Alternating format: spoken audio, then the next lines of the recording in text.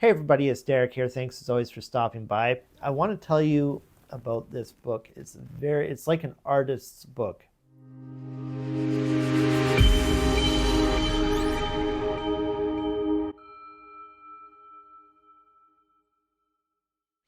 Okay everybody, today we're talking about Patrick DeWitt. He came out with this book called The Librarianist. And based on the cover, I don't know, Patrick DeWitt, you could probably done a little better on the cover. It doesn't grab me, but I'll tell you this, what a treasure this book is. I still give it 4 stars.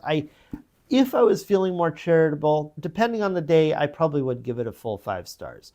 It is hard to put this with other books that have just knocked my socks off. I just reviewed a book recently, My Brother, My Land by Serene Sawalha. That was 1,000 stars out of 5. So, when you give something 5 stars, you've got something is such a vast gradation, and I have a hard time giving 5 stars to people. I probably dole them out too many as it is, considering just how awesome certain books are that are out there. So anyway, The Librarianist, though, it's a real artist's kind of book. Definitely literary fiction. It's extremely literary. What I love about it most, I sort of touched on this the other day when talking about Young Mungo by Douglas Stewart. There's a little bit of ambiguity, and kind of speaking in vignettes.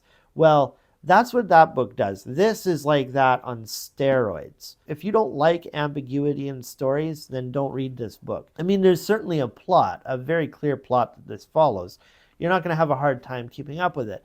But as for the subtler meanings and things, in fact, I would say it's almost like Leonard Cohen, where there's like 3 and 4 meanings behind just what he's saying. I would say the one vignette and the clearest metaphor in this book, you don't need to be like a poet to intuit this, but the role that a librarian plays in the public is very much like the role of this character, and that's the overarching theme of sort of abandonment, feeling unlovable, everybody sort of leaving, and you can't retain a continuity of narrative, all the trappings of that. I keep using that word vignette because he even uses the word in there. I have a sort of a poetic background. I was really into the music scene when I was younger, and I really love those songs or those poems where you're not really saying anything explicitly, and you're not even speaking in terms of a metaphor. Like that title is a metaphor, right? And you don't have to be a poet, as I say, to get that. Obviously, it's, this person feeding into his abandonment issues. He serves as just sort of a conduit, just as a librarian serves as a conduit for people's relationship with books.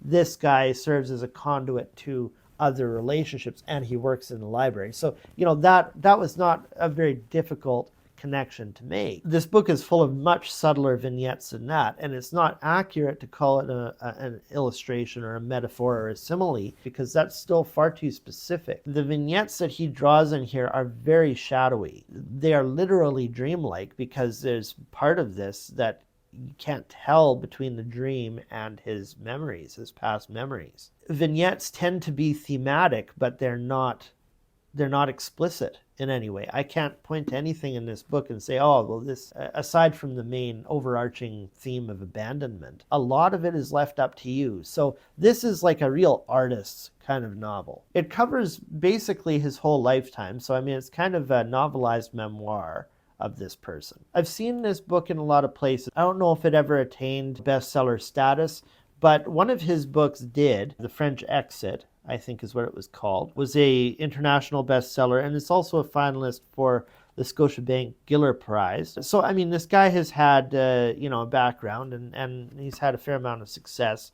You've got, some good press on here, Globe and Mail, New Yorker, New York Times book reviews, Vanity Fair. So it's been covered in the press, and it's gotten some attention. It's quite a heartbreaking story of introversion and aged resignation and sort of being directionless, and yet at the same time a defense of the ordinary. So anyway, I really enjoyed this book. I would give it 5 stars depending on my mood, but it got 4 stars on Goodreads. So I would love to hear from you guys in the comments below what you made of it, if you read it, or if I've convinced you to read it. Thanks for stopping by, and we'll see you in the next one. Hey everyone, I hope you liked this video. If you want more like the one you just watched, click the suggested video on this screen. Make sure you subscribe, and to connect with me on my other platforms, my handles are linked below in the description, alright? Take care, peeps. Till next time.